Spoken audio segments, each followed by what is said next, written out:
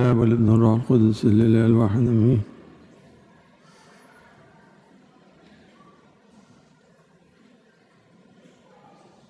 من لا يحمل صليبه ويتبعني فلا يستحقني.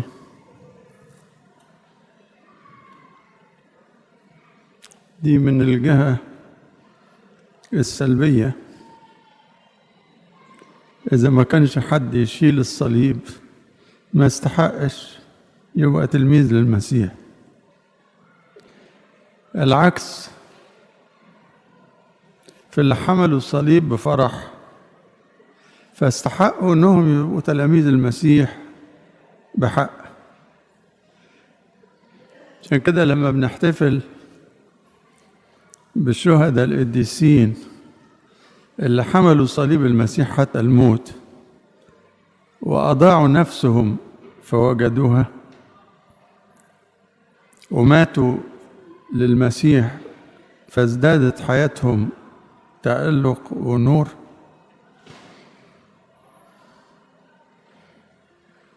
وشهدوا للمسيح بالحياة وبالموت.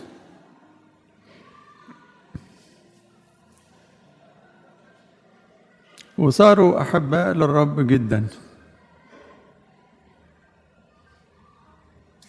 حتى إن ربنا منذ القديم أما تقرأ في سفر الخروج في الإصحاح 3 لما تراءى الله للمرة الأولى لموسى رئيس الأنبياء في العليقة المشتعلة بالنار ولم تحترق، وقال موسى أميل لأنظر هذا المنظر العجيب، لماذا لا تحترق العليقة؟ فلما مال لينظر قال له اخلع نعليك لأن الأرض التي أنت واقف عليها أرض مقدسة. وخاطبه الله من العليقة الملتهبة بالنار وقال له أنا إله أبيك، أنا إله إبراهيم وإسحاق ويعقوب. لما ربنا حب يعرف موسى من هو قال له أنا إله إبراهيم،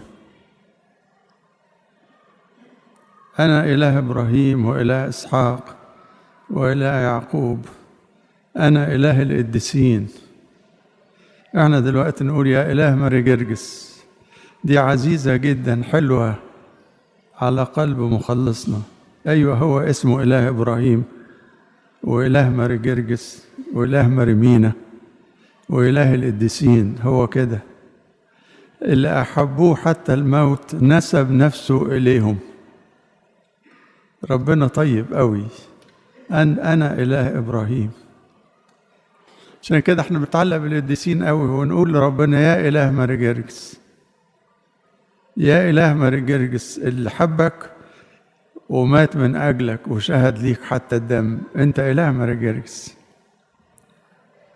وقيل في المزمور لم يترك إنسانا يظلمهم وبكت ملوك لأجلهم قائلا لا تمسوا مسحائي ولا تسيئوا إلى أنبيائي. دول بتوعي. لما قال ملك الفلسطينيين أخذ سارة امرأة إبراهيم، لأن إبراهيم قال دي أختي، فالراجل خدها لقاها كويسة قال أخدها زوجة. فظهر الله لآل مالك وقال له إيه؟ قال له ها أنت ميت. قال له ربنا عملتش حاجة، ده أنا بسلامة نية. والراجل ده قال له أختي، قال لا ردها لأن ده نبي فيصلي عنك، ده بتاعي. لم يترك إنسانا يظلمهم وبكت ملوكا لأجلهم. قال دول بتوعي. وعموس النبي قال الرب لا يصنع شيئا إلا ويري عبيد الأنبياء ما لا بد أن يكون حبايبه. ولما كسر اسم سدوم وعمورة واستحقوا العقاب من السماء، وربنا قال لإبراهيم صعد اسمهم، خطاياهم زادت قوي، خطايا شذوذ ونجاسات ووحشة.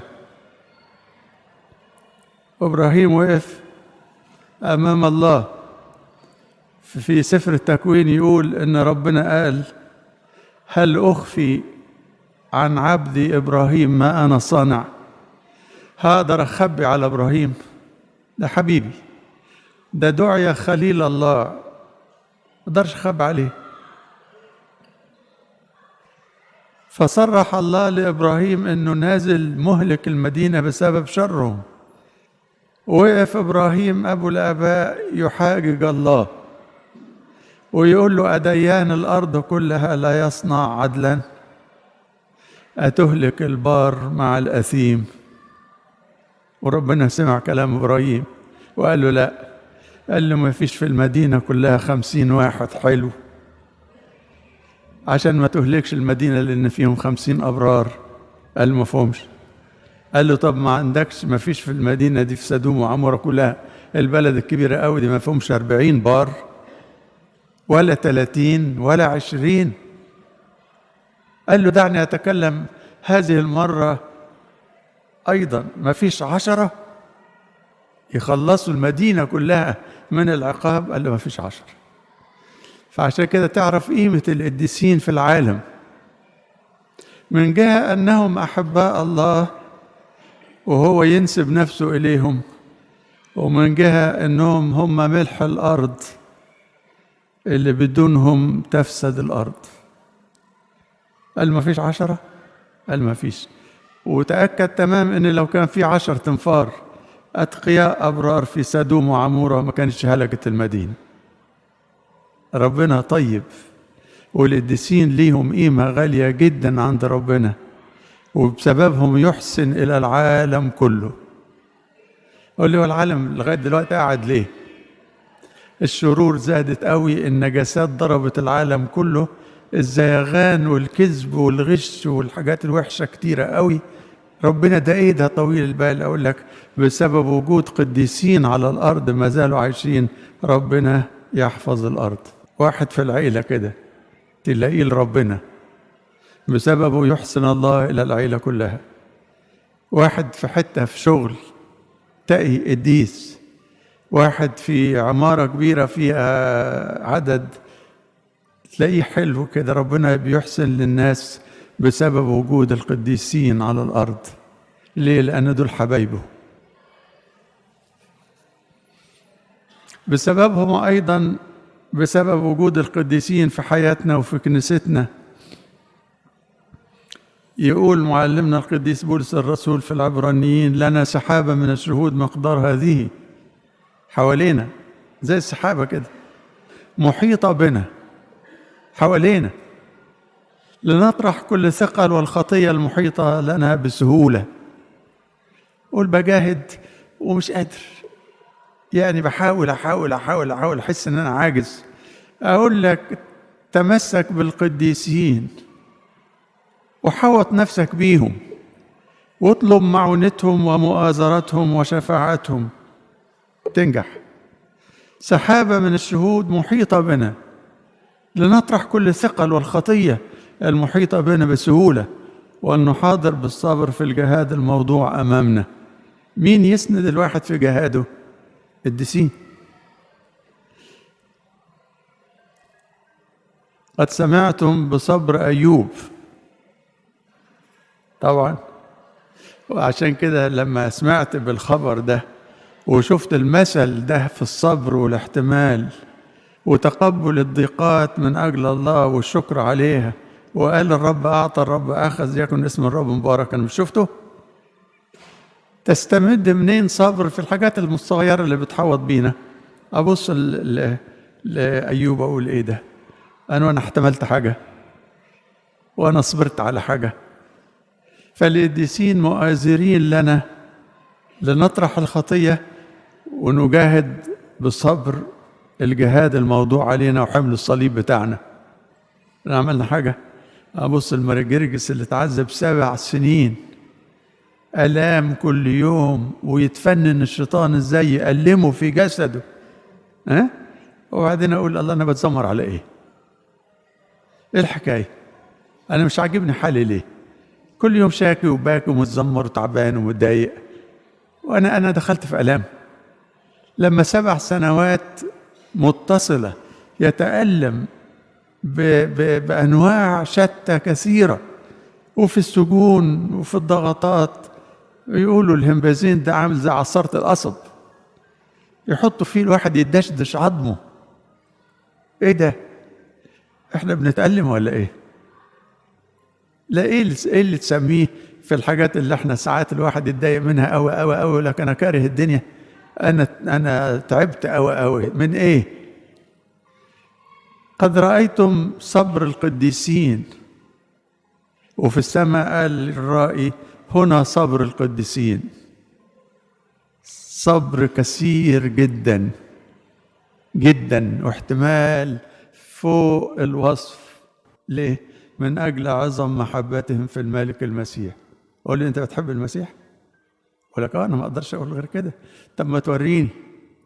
من أجل محبتهم في الملك المسيح احتملوا الآلام واستهانوا بالخزي، لأن المسيح رئيس إيماننا.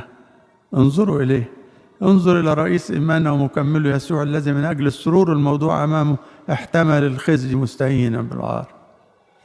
كده بقول لك خلي القديسين دول عايشين في حياتك، عشان لما تواجه الحاجات اللي احنا بنواجهها تستهتر بيها. واحد في اضطهاد يقول هو ده ايه الاضطهاد؟ هو ده حاجة؟ لما يقاس بالاضطهاد، هو انت فاكر القديسين الكبار زي ماري جرجس وماريمينا؟ ماريمينا كان والي زي محافظ زي جفرنر يعني، وماري جرجس كان ضابط كبير، وابو سفين كان ضابط كبير. طب والمراكز الكبيرة دي طب عملوا ايه؟ قال رموا الرتب واستهانوا بمراكز العالم، وحسبوا المكسب الكبير قوي في العالم كأنه نفاية ولا حاجة. عشان كده بقول لك الواحد اللي عايش فعلا مع القديسين، اللي محوط حياته بالقديسين، اللي داخل جواهم، يقدر يسلك السلوك الروحي على نفس المنوال ونفس المستوى ولو على صغير. لما تخلي دايما سير القديسين في حياتك مش للتسلية، الناس يسمعوا السير والقصص والحاجات يتسلوا بيها، لا احنا مش كده. ده احنا في شركة مع القديسين وأهل بيت الله. ده دول بقية العيلة بتاعتنا اللي احنا بنفتخر بيهم، واللي احنا بنبص لهم كمثل عليا سلكوا في المسيح حتى الموت. واقول ايه ده؟ انا الشعب هنا في كنيستنا يقول احنا اولاد ماري جرجس، احنا اولاد ماري جرجس، احنا اولاد ابونا بشوي. طب ينبغي لنا انه كما سلك ذاك نسلك، من جهة الآلام، من جهة الضيقات، من جهة الأمور اللي في العالم. إيه ماري جرجس حس إيه يعني بالنسبة للماديات والمراكز والسلطان والأبهة بتاعت الناس الكبار؟ قال دي ولا حاجة، رموها طواعية، خلعوا النياشين والرتب ورموها على الأرض. إيه دي؟ دي كبيرة جدا، دي كبيرة جدا جدا إن واحد يبقى في مركز عالي قوي ويقول لك ده ما يسويش. ليه؟ أنا في مركز أحلى. السلطان الكبير قال لا في سلطان أحلى. البهاء ومدح الناس قال لا في مدح الله أكثر أحسن. فده بيضبط السلوك المسيحي. قديس بولس الرسول قال إن المسيح له المجد ترك لنا آثار لكي نتبع آثار خطواته، نمشي وراه. وقال في سفر النشيد إن كنت لا تعلمين للعروس اخرجي على آثار الغنم، امشي شوف الغنم بتوعي ماشيين فين. إذا كنت عاوزة تدركيني وتلحقي بيا امشي وراء آثار الغنم.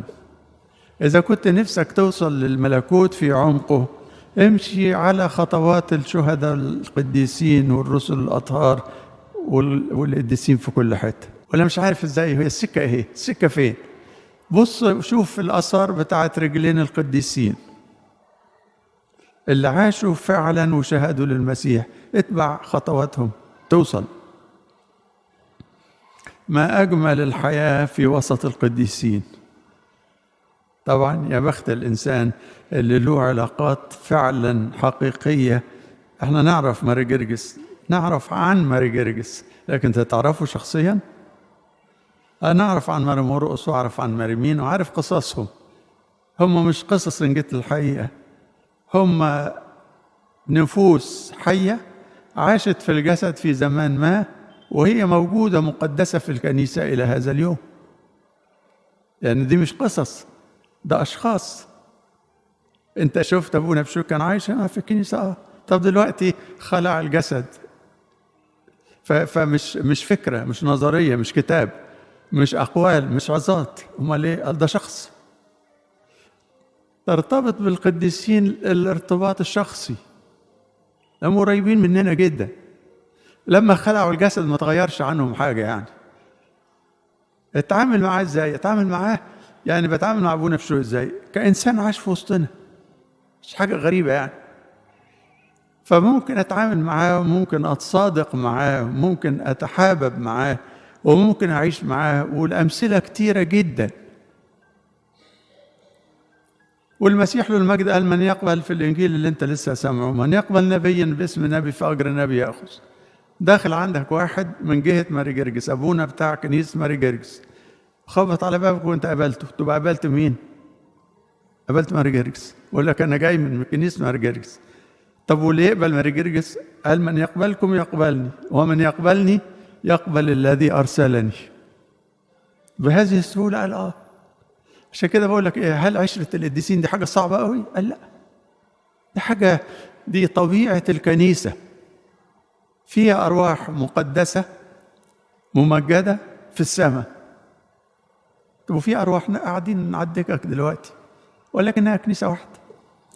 شبهها واحد من الآباء قال إيه، بيت بدورين، في ناس في الدور العالي وفي ناس في الدور الواطي، لكن ده بيت واحد. هي فعلا كده.